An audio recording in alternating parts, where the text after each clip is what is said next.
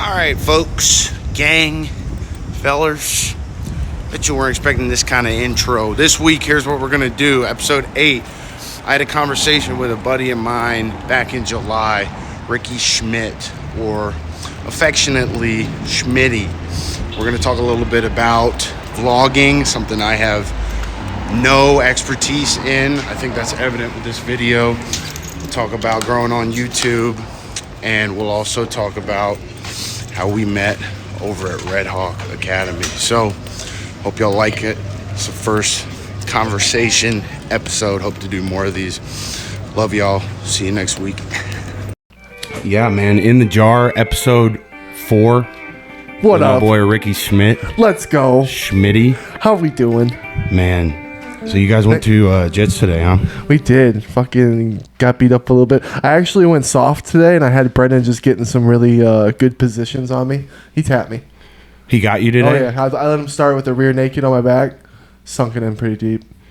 Dude. Yeah. Thanks for having me on, by the way, dude. This is cool. Yeah, I'm man. happy you're starting a pod, man. I'm trying to just be consistent with it and just shoot every week and see what we get. Consistency's key, and it's the hardest thing. And I think there's definitely something that has to like keep that going, you know, because like the initial rush of like publishing that first episode and then, you know, coming back again the next week. I think there's something to be said for that. I feel like there's something that has to like get you through that. For me, it's connecting. You know what I mean? Oh, yeah. Dude, I have the problem when I get stuff made, like my vlogs and stuff, I want to get them out as soon as possible. So, like, even, like, there's been times where I'm ahead with episodes, and I'm like, oh, we should just sit on this one for a week. That way we have one. But then I just release it a couple days because I want it out. Dude, what's the deal with vlogs? I haven't gotten into that realm yet. Like, do you just go around with a camera? Yeah, just my phone, dude. I just start with my phone. I'm not like the professionals with it.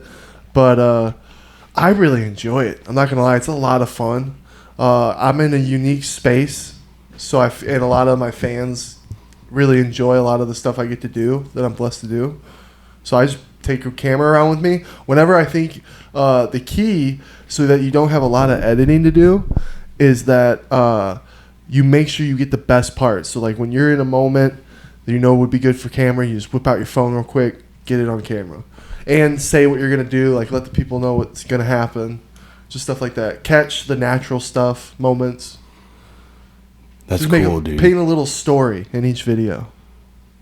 I think that's a skill in and of itself, like being able to spot out those moments. Well, yeah, I guess it is. I think if you just work at it though, you get better.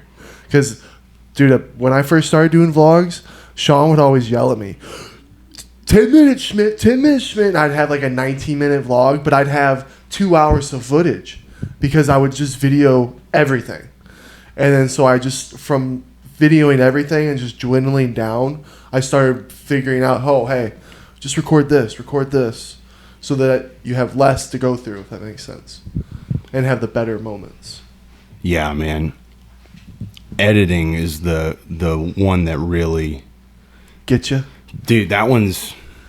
I mean, because I feel like with this, you got to be consistent, like we talked about. And you got to pump out, like, a certain amount of work a week. Yeah. And you ain't got a boss like making sure you're doing it like it's on you. Yeah. You're your own boss. That's the part. I love podcasting so much that like, and then me and Brendan, we're working on some shit. We're going to get Sean's fight and everything has cost a lot of money. So after that, we're going to try and get a third mic, start getting some guests on, because it's all about just starting. And if you truly love podcasting and connecting with people, dude, it's just about doing it. Even if you maybe fall out of 1 week, you miss 1 week, as long as you pick it right back up, I think you learn as you go. Yeah, man. My dad, he was really my inspiration for this. That's cool.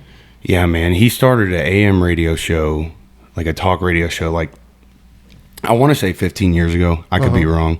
Somewhere in that time frame. That's sick, dude. And he does the same thing I do. And you know, it's really helped him meet a lot of people, and it's helped him grow his business too back home, and he does the same thing I do. Is he still doing it today? Yeah, I think my dad's been an investment advisor for like 40 something years. Damn, that's fire. So I mean, that's the inspiration behind this. Like, you know, I'm sure same as you guys on Brendan Schmitty Show, like you want to grow that audience and and just keep getting better. You know, continue to see if you can reap business opportunities from connecting with people and doing something you love. Oh yeah, dude, that would be such a blessing on top of it. Because the way I look at it too, dude, is like I have so much fun talking to him and just talking about shit. And the fact that we're blessed to have fans that like us for who we are, and that we can just go and talk about shit and shoot the shit, talk shit, make fun. I like making people laugh. And then at the end of the day, when it comes to it, years from now, when we have something to look back at, it'll be there. Hopefully. No like shortage or anything with technology. Well, that's the thing, man. Like a lot of my life, I was kind of like, damn, like I wish I had like captured those memories a little more. Right. You know? Because I was telling the boys the other day, I feel like I was born 15 years late. I feel like if I'd have been born in like 2000, 2003, like a teenager right now, imagine when we're 16 years old with the ambitions that we had back then. Yeah. And having this kinds of stuff. I just can't imagine.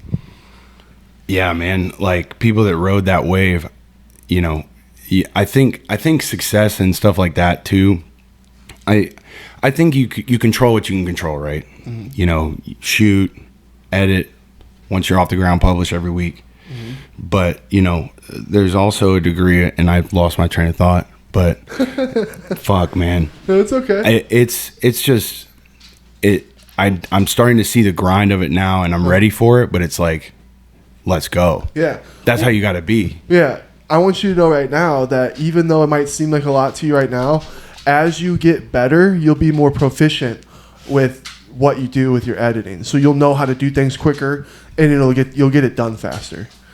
I can always show you some stuff too after the pod if you need. I can show you some shit. That'd be sweet. Dude, me and Brendan are 128 episodes into our pod, dude. I still look at myself as a white belt, bro. Like, yeah, I'm still learning and growing and just trying to get better. We still have Today we were trying to do a pod, my computer just shut off, so I'm like, fuck. Then we ran out of time, so shit happens. You know what I mean? And we just learn from it. So what do you post a pod weekly? Is that what it is? Yeah, we've been doing a pod a week, and then lately I've been trying to do 2 pods and a vlog a week. But it's hard. Consistency is so key, and it's hard to stay consistent with that much. Yeah. From what I've listened to and heard about podcasts, it seems like the most important part of it is just like showing up for your audience, like showing back up. Oh yeah. Because then like a level of trust is developed there. You know what I mean? Yeah. It's interesting. Yeah. Oh, I have shout out to all my fans because they're loyal. Hell yeah. Sometimes I'll get shit on the comments on Tim and Sean's pod, and I'll have Jobin stick up for me. So I saw that, dude. Like, so yeah. I haven't ever experienced that yet. Like, what is that like? It's really like the emotions of it. It's humbling.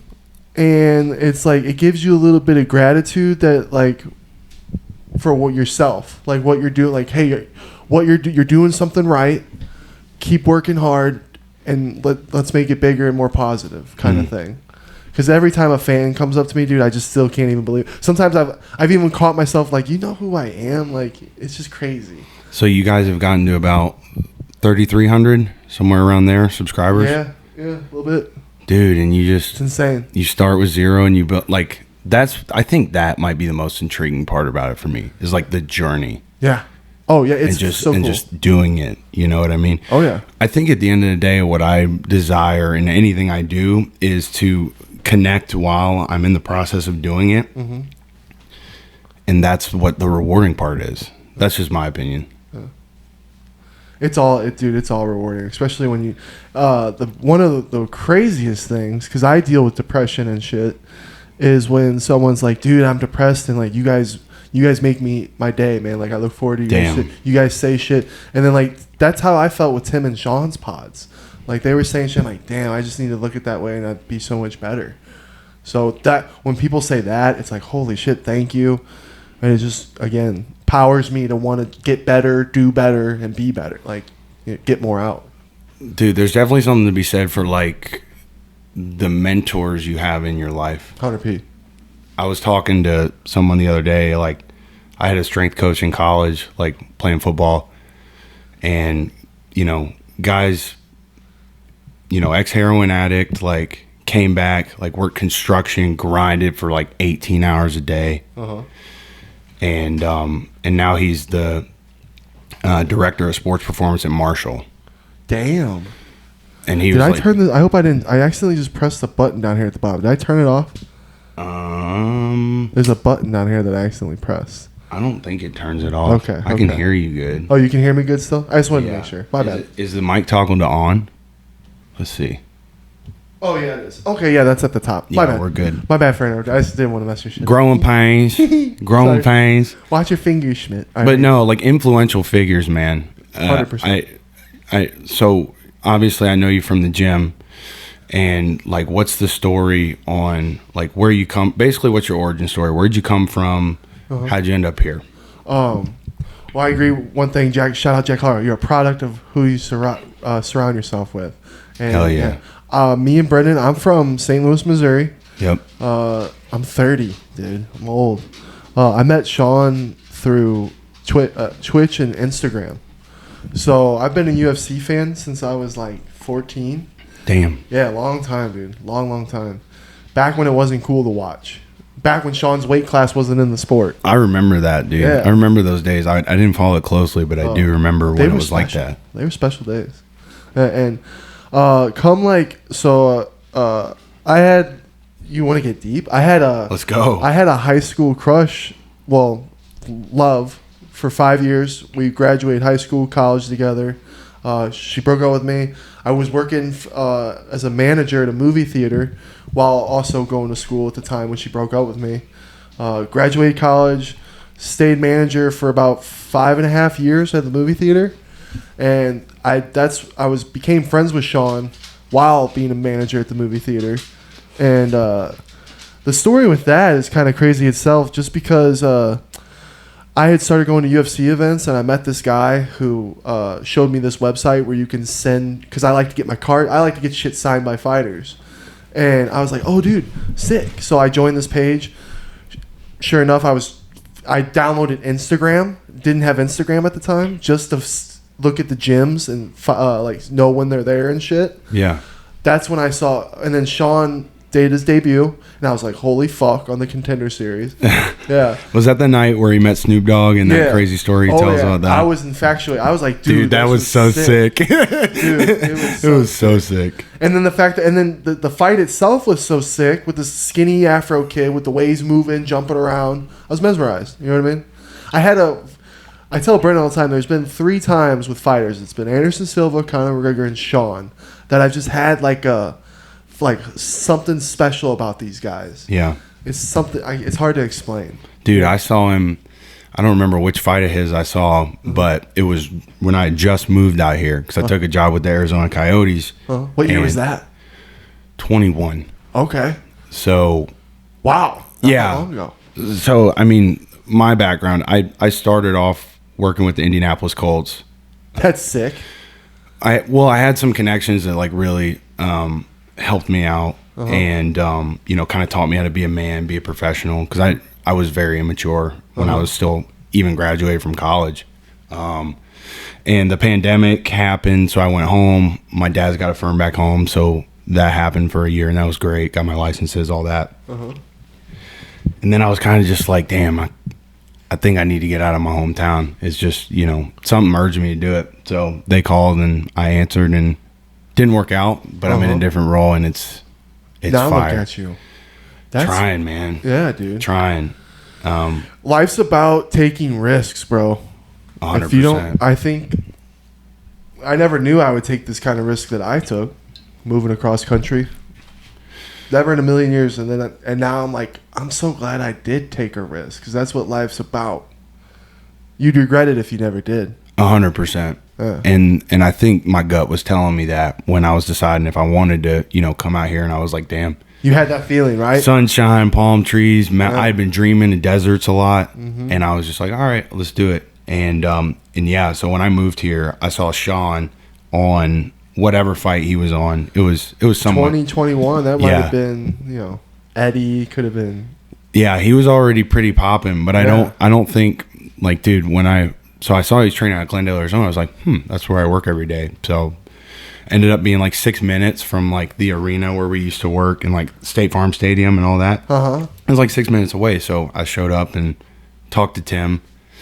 And were you just like, oh shit? Were you nervous? well, you know, it's like that type of thing where you know somebody better than they know you. And so I just, I showed up and we chatted. I don't remember what we said, but I was just like, yeah, I want to join. And it had been like 2 years since I had trained. I started out in Birmingham, Alabama, where I went to college because I stopped playing football after year 2. And so I joined an MMA gym over there. What position did you play in football? Linebacker. Okay. Wow. You were the fucking tank. Dude, it hurt. I bet, dude. I bet. Those were the scary guys on the field back where I was from. Dude, football is my number one love. It always will be. Really? Like, nothing makes... Yeah, dude. Like, I don't know what it is for you. Like, that thing that, like, nothing makes you feel better. Like, for me, it's ball. That's cool. Yeah. You know a funny story about me? Let's I played football. I didn't really play. I got sidelined because we had like 60 people on the football you're a big team. fuck. I would... Dude, yeah. they had to special order my football helmet. What was it? Triple X? Yeah, something like that. And all the kids, dude, out. And guess what? I didn't play the next year. Because of that? Just because I didn't get any. It was like a couple weeks into the season. So I'd already missed like games. Never got to do real practice. So we would do a fourth quarter. Our fifth quarters. We would do fifth fucking quarters because our football team was so big. And that's when I would get put in. Damn. Yeah. So, and kids would come up to me like years later, be like, "You're Ricky, right? The helmet kid?" And I'm like, "Yeah." And they're like, "We could spin that thing around our head, dude." Dude. Dude, that's tough. Gee. Damn. Yeah. Big head, man. Big head. I'll tell you what, though, man. There were a couple guys I played with in high school that were, they were kind of in that position, like, first couple of years. And then, like, they were late bloomers, and they ended up being dogs. Dogs. They were good, dude. Yeah. One of them ended up playing at Kentucky, like, SEC ball. That's fire. Dude, I bet you guys are fucking big boys down there. Missouri's tough. We got some big guys in Missouri, but dude, I don't know. I remember we went one time my senior year, played at this Eastern Kentucky, like coal town. It's called Belfry. Eastern Kentucky. At that age, and those were some corn-fed boys, dude. Steel toes. They had, I think, all 5 of their offensive linemen went D1. Really? Just freaking road graders. That's crazy, dude. That's cool. Yeah, football is cool, man. Why did you stop playing? Because that's cool. You even played college sports. I played volleyball for 3 years, but I never played college sports. How much time do you have? Dude, so long story short, my body was like getting pretty beat up, and I was immature and had never like learned the lesson of quitting something, and like how like that's not a mistake you make again. So I learned that early, man. I wish I had kept playing, but it's just one of those things where I weighed way more than I thought. Or than I wanted to weigh. I was like 240. Which is crazy. How much do you weigh now? 200. Yeah. And so like I wasn't fast enough to like be out in coverage, but I could hit, and so they stacked weight on me. So that's what that is. I think everything happens for a reason. Because now you're doing. What are you doing now? Are you fighting now, or are you just doing jits? Because you do the MMA classes, don't you? Yeah, I like training with the guys that are trying to be pros. And you just like being there. just like the social aspect, the competition. That's cool. I respect that. Because that's hard. You're doing the hard work with them.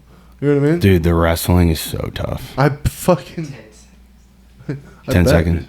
And then we're going to take a little smoke break. So we got a little more stoned. Yes, we did. Having a good time, breaking bread. Showed you the Island Boys. Dude, what are your thoughts? Give the people your thoughts on that now. That was tough. I never expected to see that in my life. But no, man, I appreciate you coming on again. Episode 4 in the jar. Yes, sir. With me and Schmitt. Let's go. What we doing? But yeah, dude, joining Tim's gym is probably the best thing that's happened to me since I moved here, for sure. Right? He's such a good coach and mentor, and he's so smart. Tinquino's so smart. And the fact that he got his black belt from such a smart person, and you can really tell that Tim absorbed everything. And because the way that he teaches his on to us, it's crazy. He does a really good job of like simplifying complicated things. Right? And then it's cool too, because all the other senseis that are the other coaches, you can feel like they're picking up from it too, and the way that they do it in their own way. It's so cool. Well, and I think the gym's just attracted a lot of good people in general. How rare is that? I mean, because I hear people come in and they're like, man, this gym's pretty unique. I have the vibes in here. Everything is really cool. It's better than I thought it was going to be. I think it's just an accepting like environment. Right. Like ain't no discrimination on like where you come from or who you are, like what you look like. If you show up and you want to compete and get better for the sake of getting better, I think it's pretty cool. Yeah. You know what I mean? Yeah. And Tim really appreciates people who stay consistent. That's like his number one thing. If he sees someone staying dedicated, consistent, and growing and wanting to get better, he like loves the fuck out of you. Yeah. I try to be in there at least 4 times a week. That's good. If I do more than that, like my body's still kind of beat up from football. So I've found that that's kind of like my plateau. Mm-hmm. You know what I mean? Mm-hmm. Isn't it really cool seeing like Tim whenever like, because I know him, I don't know how much you know him from the side. I know him of his like goofy self. And then to see him be goofy all the time, and then boom, when it's time to coach and be serious, he can zap that on, and it's a spectacle. Yeah, I mean, I think that's a skill, being able to lock the fuck in when you're at work and you have a job to do, and being like, this is like 100% of my attention is going to this. Right. Yeah, it's definitely really cool. I'm very honored. Tim's taking good care of me and the boys with jits, and I'm very honored. Special guy. Yeah. Plus, everyone in the gym, like you said, that's one thing that I was very nervous when I first started jits, just because it's very uncomfortable throwing yourself into something that you don't know with a pack of wolves that know what they're doing. You know what I mean? Yeah. I mean, I think it's a really important skill to be able to be thrown into the fire and survive. Yeah. And then eventually thrive. Right? Yeah. You know what I mean? Even if in the smallest ways of winning, like the smallest victories of like getting better at it, I run with it. It just seems like there's so much, and you can pick up like little things each day. Yeah. Even with one move can have 7 different things that you got to do, Yeah. And then one day you find it just makes sense and it clicks. Dude, I'm still struggling with getting out of side control. Same, dude. Same, bro. Like digging that underhook across is so, like, getting that space to dig that underhook in across his body is so, yeah, your size. My big fat boy. Oh my. It's like, well, I don't go for that. Dude, it's like, and you got to spend so much energy bucking, like trying to get that space. Just a strip. I prefer, like, I don't know, man. I almost hate side control more than when someone has mount on me. Really? See, with side control, I always end up just fucking going to my back or going. But I do that too. I do that too. But I'm starting to get the technique down of pushing the knee out, getting to your side, pushing the knee out, then you shrimp to the other side to get into fuck. What's it called? Fuck. Huh? No, just like back in guard, in full guard. It's where you're not in side control anymore. That's what I was thinking. I'm so stupid and stuff. Dude, I like MMA ground game just seems like so different because you got a guy throwing punches at you too. Oh yeah, you're not gonna throw up a triangle if you're gonna get punched in the face. Yeah, so it's like it seems like, and again, It's like, it seems like I lost my train of thought. It's okay. We smoked a lot of weed before this podcast, ladies and gentlemen. Having a good time. Yeah. Legal here in the state of Arizona. Yes, sir. Yes, sir. Dude. But no, the ground game has really, like, so on Tuesdays we do stuff on the feet most of the time. And then on Thursdays we do the wrestling. And if it's a tough practice, like, we're having rounds at the end where, you know, you start on the feet, you wrestle the ground, and you go live. And it's like, I was getting my arse handed to me in those, like, really just a couple months ago. And I was like, damn. See, I give you a lot more respect than me, because to just go in there and do that with people you don't necessarily, that you didn't know at the time, all these new people, that's a lot. So when I joined the gym, I think, like, the team of guys, like, it was like a core group, like Danny and Jimmy and great guys. Yeah, like there were some other cats that were there, and Joe, you know, Mikey Perez, like, and there was like 10 of us, and I think Frank, I met him one time. I forget his last name, but he's Tim's friend. Oh yeah, I freaked, dude. It's so hard for me with names and everything. He was a cool guy. But I did one class with him, and then Drakkar and Cortney came in, and there were like 10 of us, and now there's like 40. Was Frank the guy that passed away? No, I don't think so. I don't think. I think but yes, sir. Yeah, dude. Drakkar and Cortney came in. They're awesome. Oh, I love Drakkar and Cortney, dude. They're homies. Drakkar, he was my ref when I fought Warlike. Excuse what? Yeah. What? One more time. I didn't understand that. Yeah. What's? One more time. Drakkar Klaus was my ref for when I fought my buddy Warlike. Oh, okay. Yeah. Okay. Sean had flown us all out.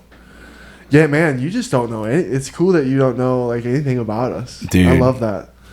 Because it's so, like, because I just feel like everyone that I talk to in our group, all the Joe, but like, I feel like everyone at Jits, it's like they all know us. So when people don't know, I'm gonna tell it, baby. Dude. So I'm gonna tell you.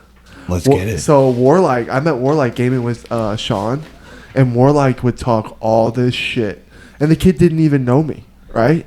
This kid up in Canada, and I game. So I first got into Sean's Twitch being the hype guy, because he would have like 10 people in there. And it was when he broke his foot against Soccer Mom, and he had the 2-year layoff. Boom, yeah. And comes Schmitty. I'm like, dude, you're fucking awesome. You're going to be the next guy. Blah, blah, blah. Can I get your autograph? I sent him a plaque. He fucking freaked out when he saw it. Thought it was really cool. Boom. I just would go in there, talk to him, because I was like, damn, I could talk to him on Twitch. Blah, blah, blah. Then it became me gaming with him. And then we did that for like 2 years before I moved out here.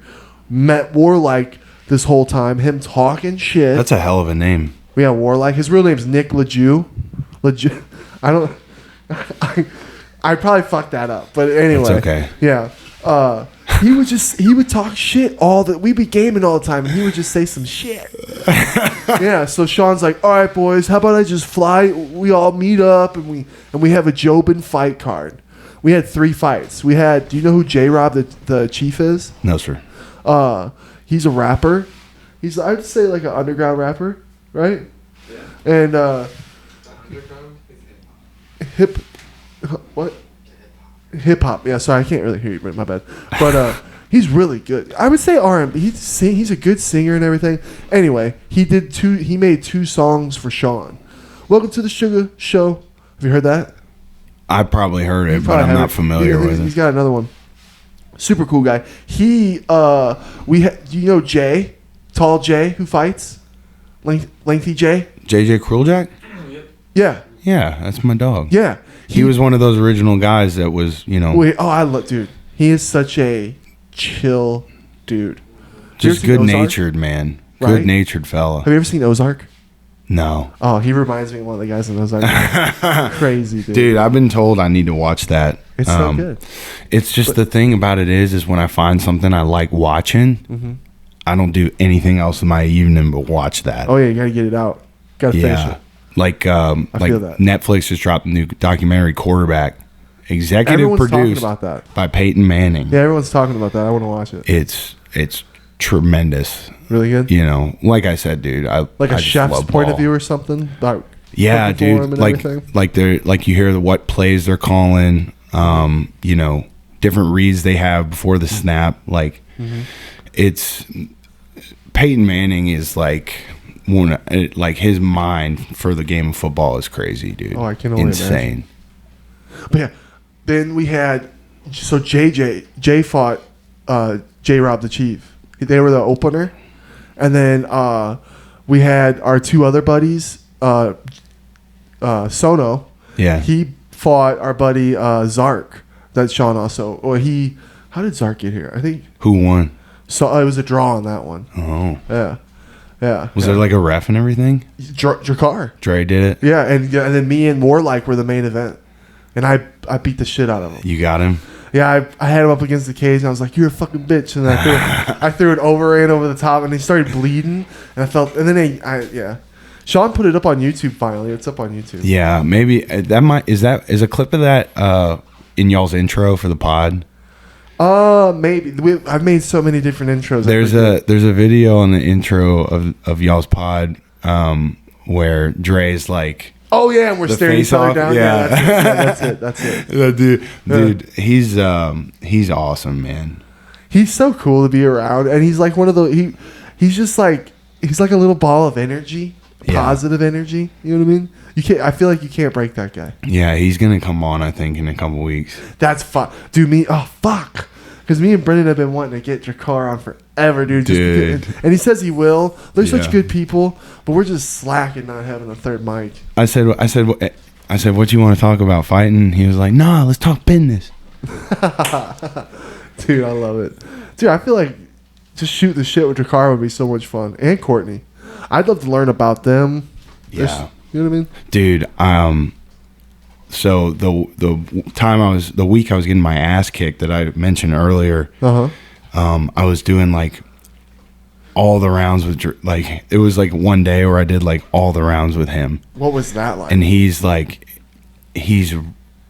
relentless, dude. He's a dog.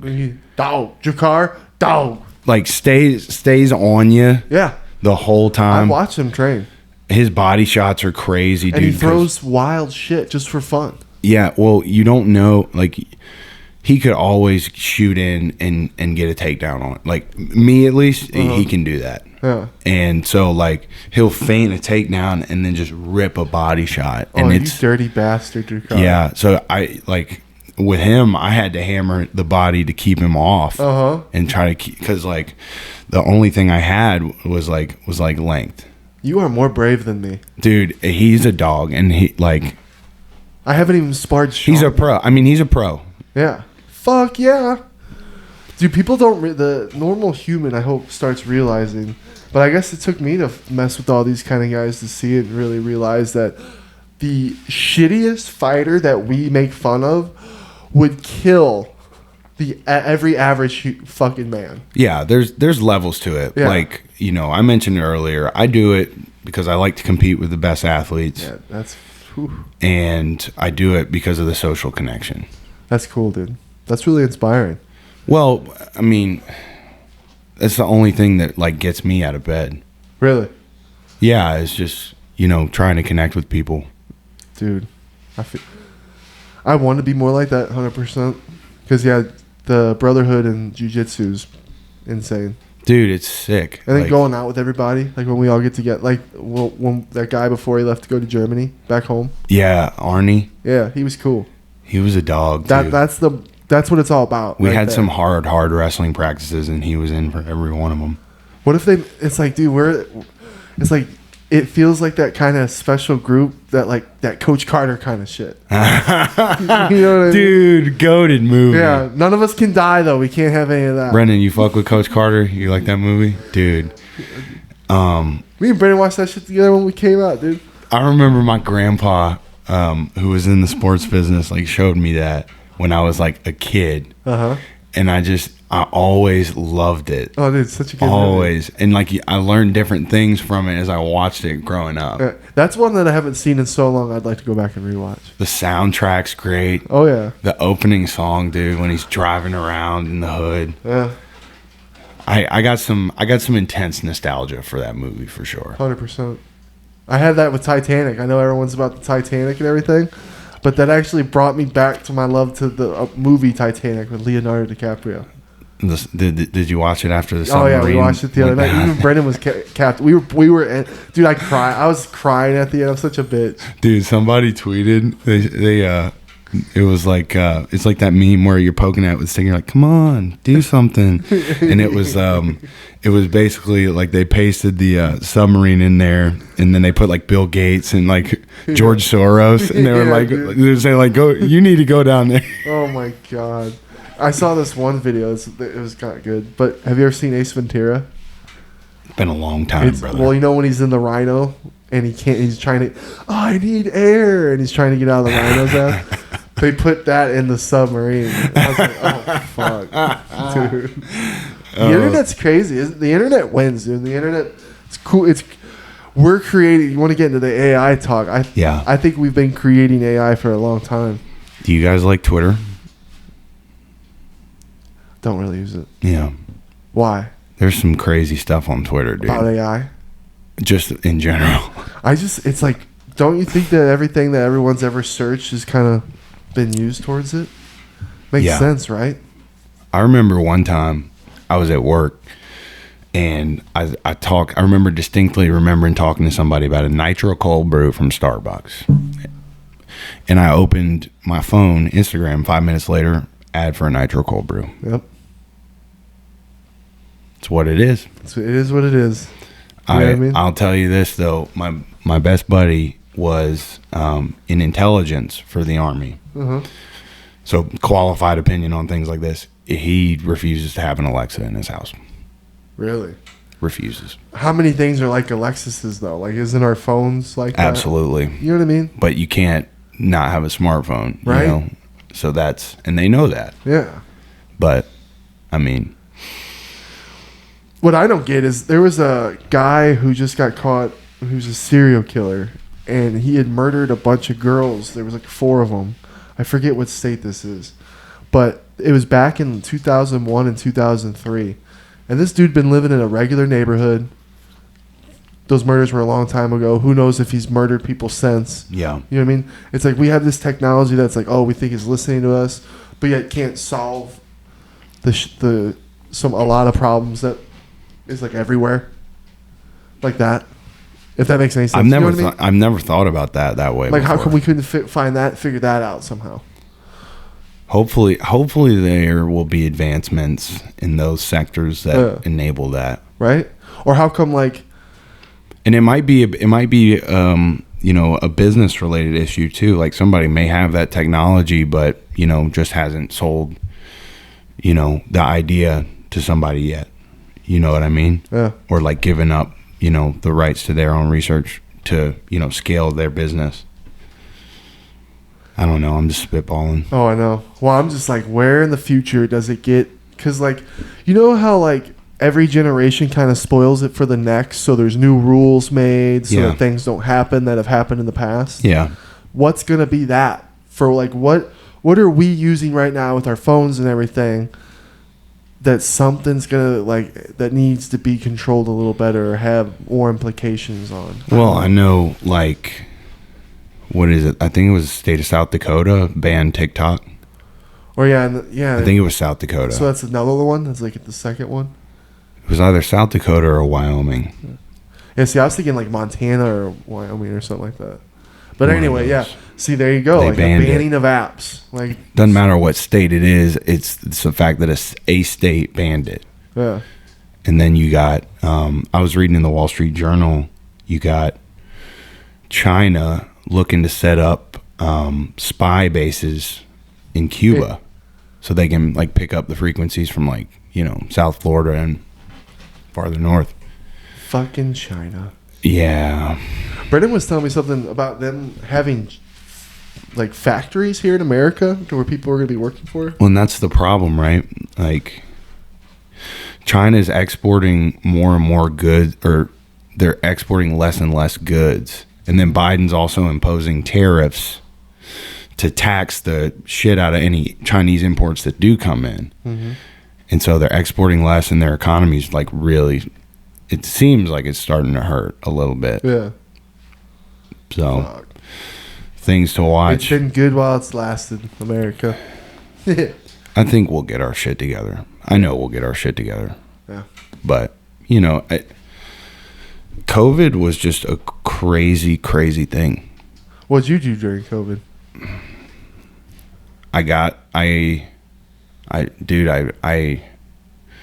So when it happened, I was still working for the Colts, and I was in an entry-level role, like I said. Mm-hmm. So it was a 12-month program, and so normally around like month 7 or 8 of selling, like you got some numbers under your belt, and you can start talking to other teams about like getting a role with them mm-hmm.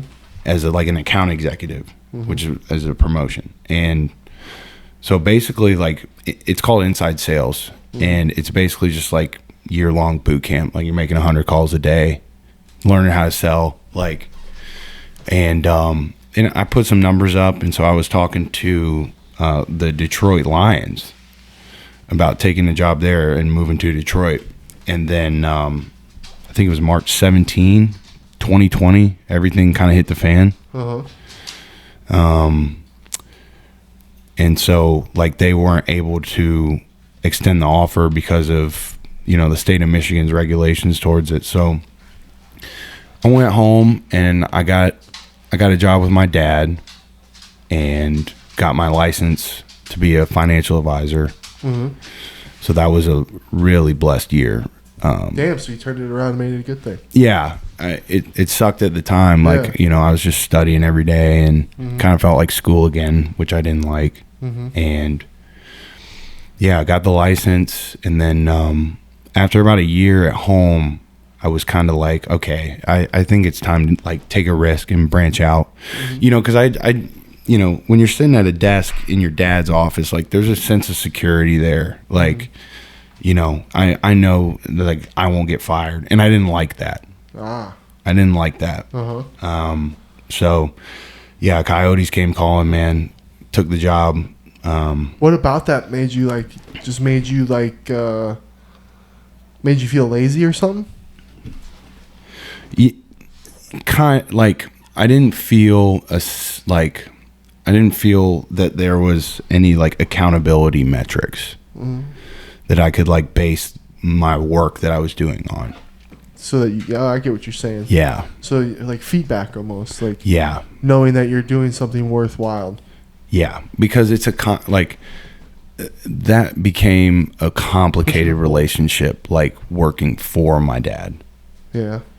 You know what I mean? Because, you know, it's like that's your dad. Like personal shit's gonna get mixed into the work day, and like I just don't like that shit. Like if I'm at work, I want to be like laser locked in. You know, mm-hmm. I don't want to hear about anything else. Mm-hmm. So what are your dreams to do right now? Dude, just connect with as many people as I can, mm-hmm. and genuine, you know, connections, right? And I think things like sports and music and things like that are the great unifiers that we still have. Yeah, 100%. You know, and so yeah, I think connecting. Yeah, movies is I mean, yeah. Culture in general. Yeah, you know, really being able to connect with somebody over any given thing, like I think that's a blessing. Food, you know. Yeah. So I would say that, you know, mm-hmm. I think you know, helping athletes is what I want to be doing. So that's pretty cool. Yeah, man. Well, you're definitely with podcasting, reaching out and connecting with people. That's definitely the right way to go. Dude, just getting the workflow down mm-hmm. for this, you know, even like, you know, subtly, you know, changing the camera, like mm-hmm.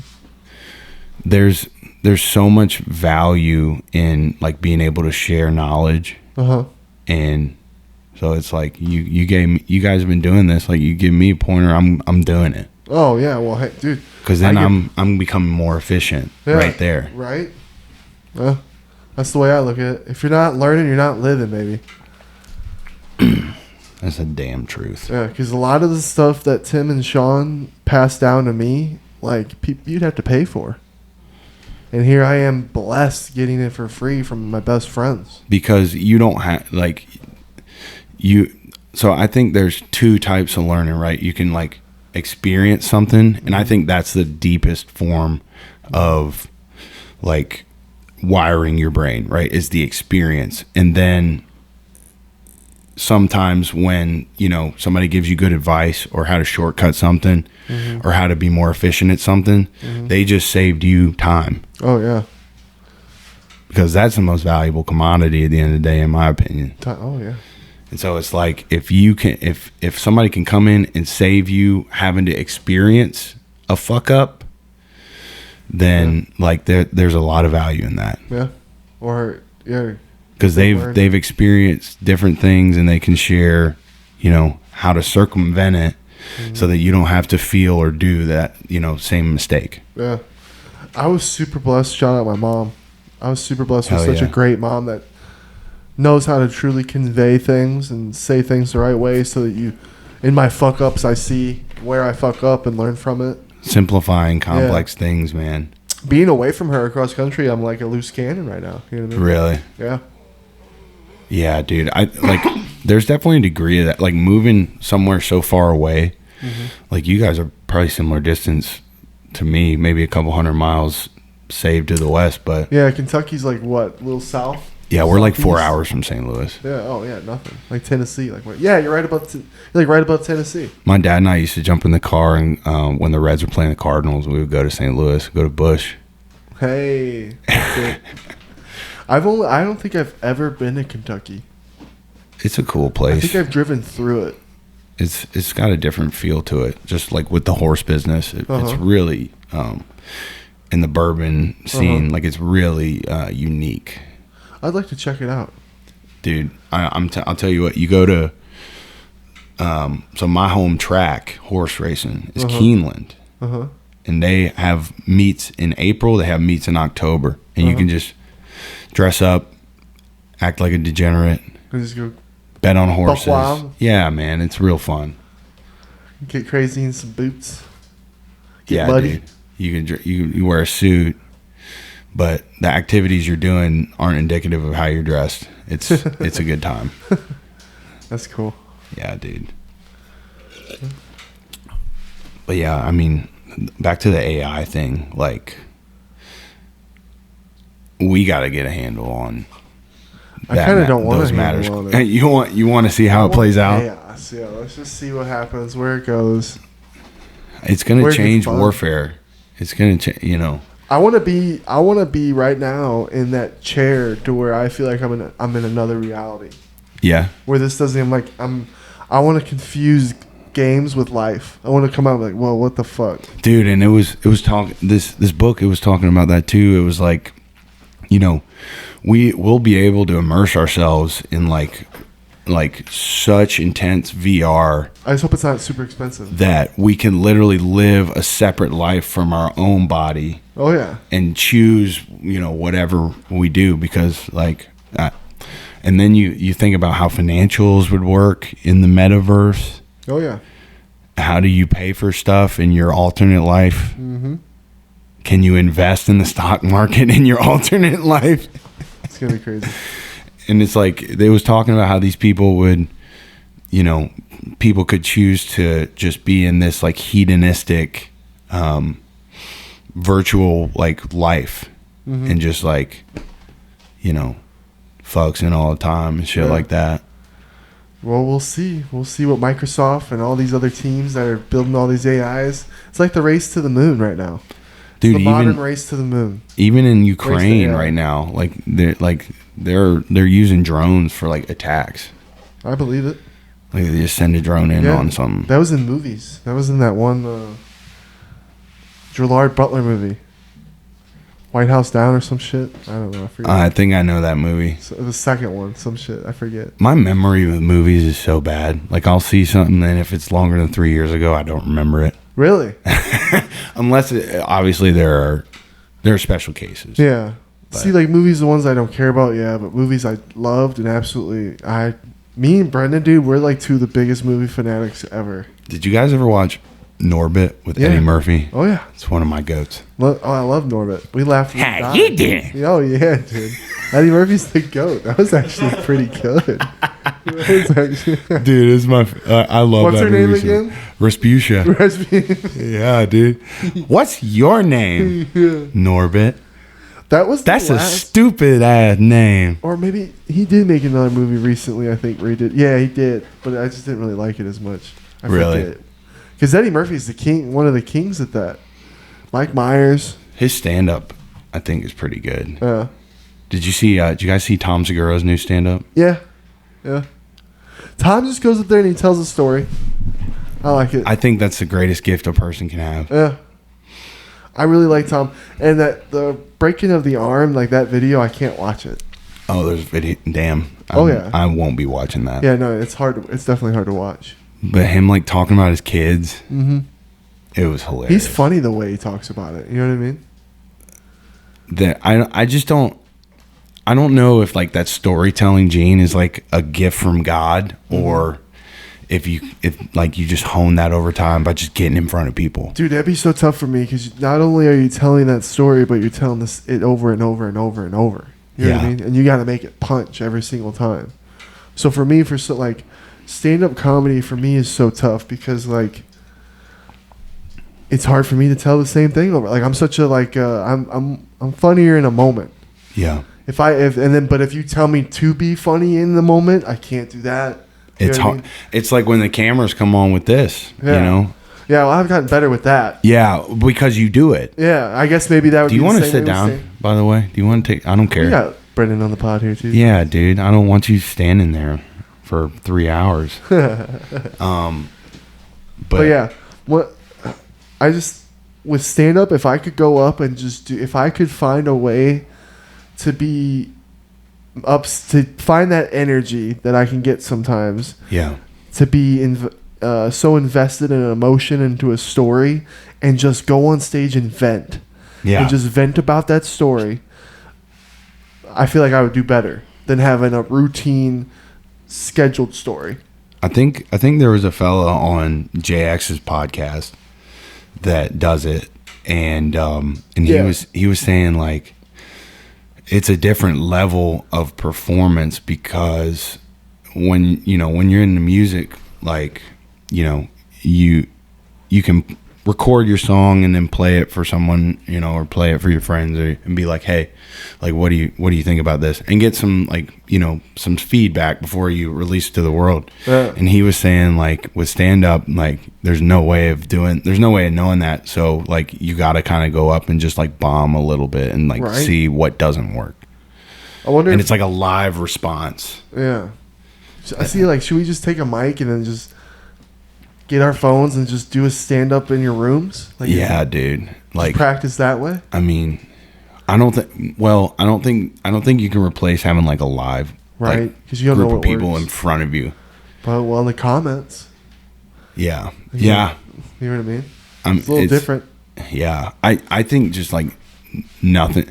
So, like, my friend was talking to me about, like, her job, and she was saying, like, I feel like the people that are at the office in Dallas, get promotions more than I do. And I was like, of course they do. Like, it's human nature. Like, familiarity, like, in person, to me, is much different than, like, meeting with somebody on Zoom. True. You know what I like? It's 100%. just because your energies are in the room commingling, as opposed to just, like, I see you on a screen and I hear your voice through this little MacBook audio speaker. That was exactly what it was like for when Sean first flew me out. Yeah, dude. We'd only known each other from gaming. And I've seen that happen. Like I was in Tampa last weekend with my boys from college, and they all play Xbox together. So, like, one of my buddies is from Tampa, lives there, and has, like, obviously his high school buddies that he plays Xbox with. Mm-hmm. And so my my other buddies from college, so there's 4 of us, including me.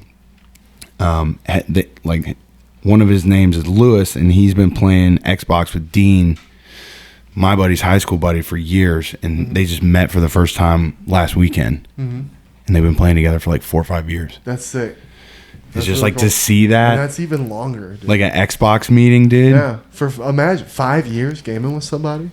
Dude, I never was good at like Call of Duty or anything. I was never good, and it took me a long time to accept that. But I was when I was a kid, dude. And I love the gamer humor though. Yeah. Like Rust in Modern Warfare 2. Oh yeah. The nostalgia. Dude, Modern Warfare 2 when I was a freshman in high school was where it was at. That's when I had a group of friends. We had a clan. We were all really good. Do you think that's the best game of all time?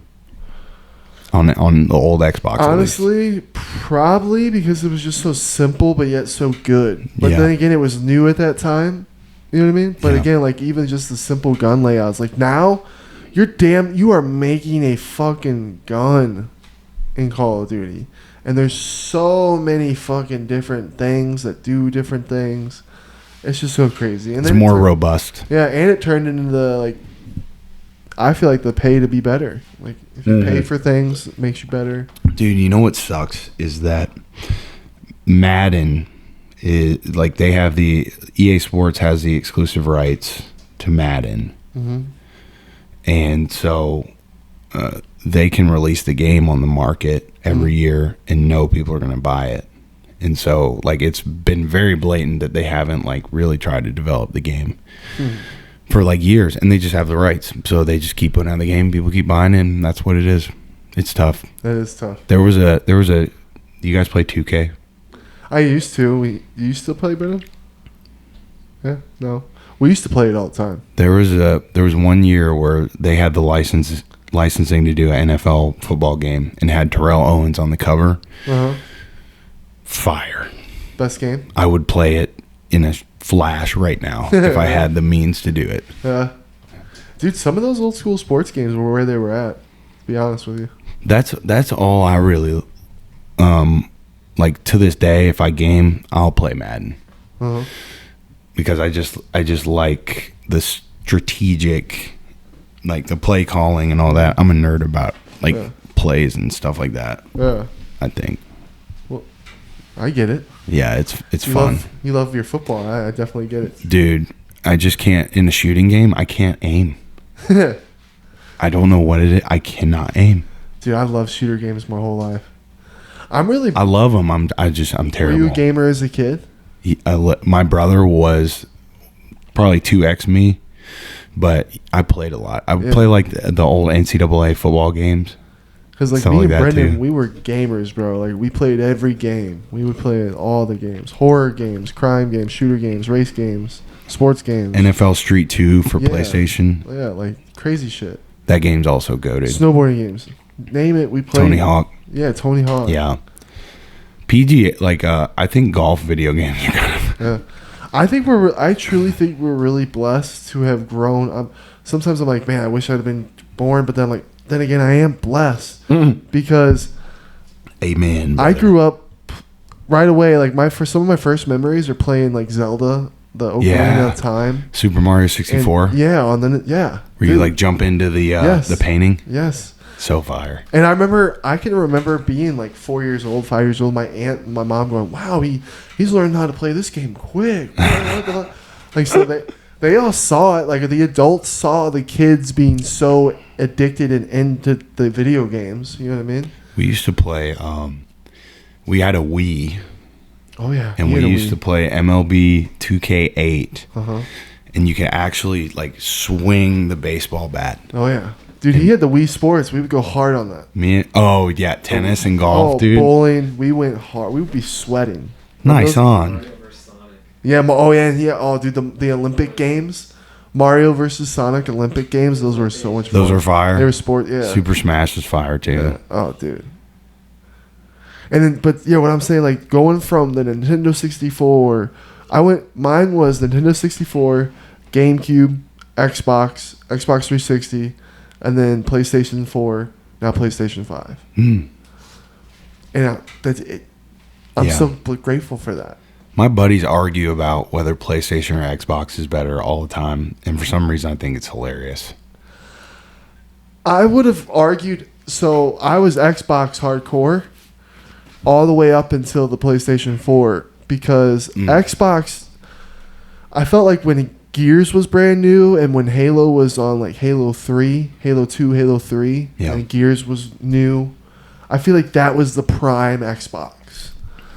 And so I felt like, God of War was a big name for PlayStation. I knew about all these games. I just never played them. Grand Theft Auto was GTA first was good. PlayStation, but then you were able to get it on Xbox. You know what I mean? You have a bad night, you just go on the PlayStation and play GTA and just take your aggression I remember out. the times I couldn't play PlayStation. I couldn't play GTA unless I was over at his house because they had a PlayStation 2.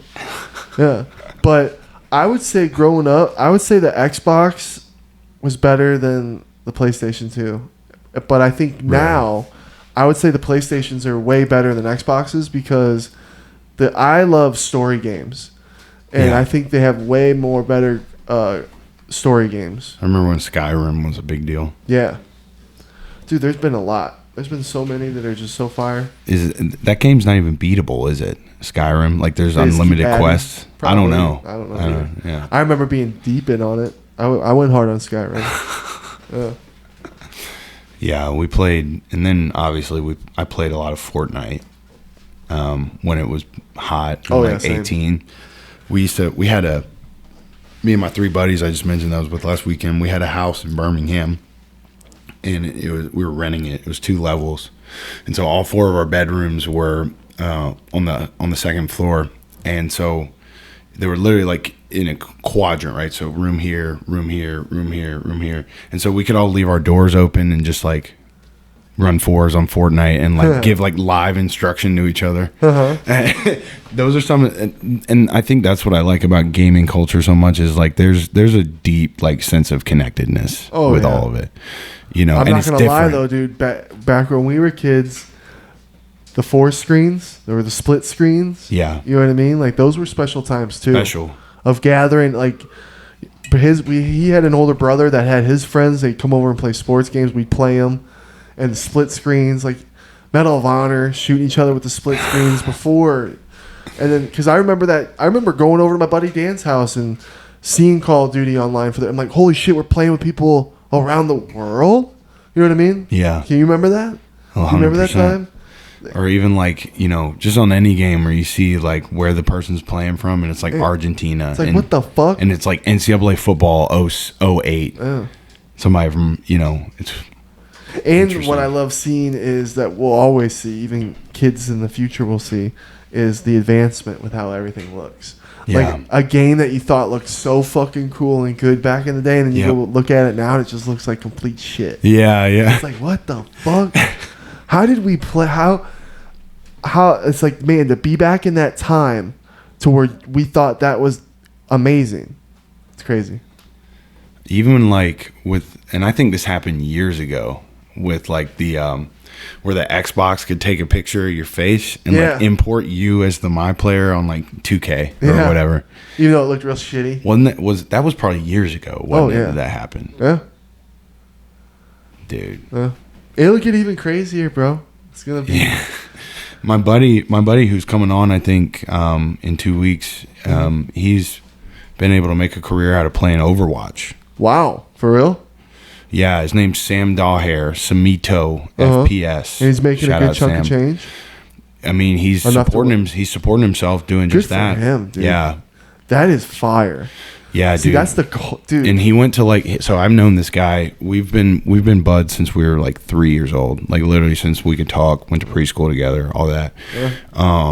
And he enrolled at like a really good school in Kentucky and just said like this wasn't for me. Took a risk and dropped out. And everybody was hating on him for like the first year, and then he blew up.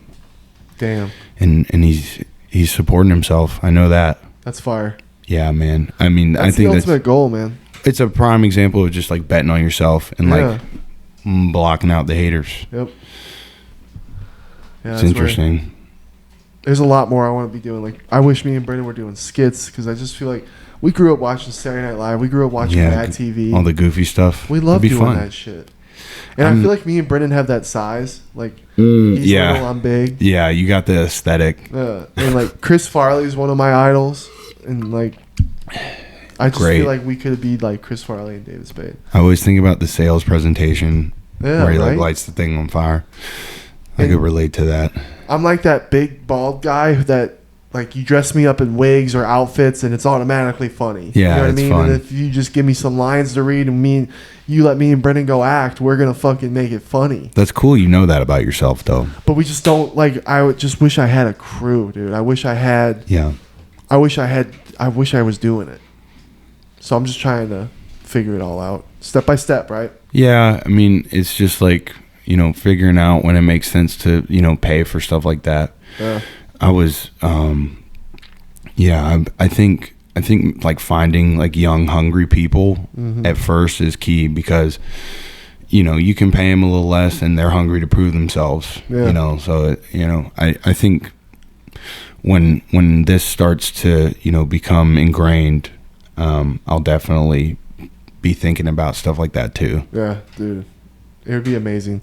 And I always think, I'm like, damn, I'm 30, I'm old. It's like, no, dude. You're not. I'm not old at all. 30s, I'm so young.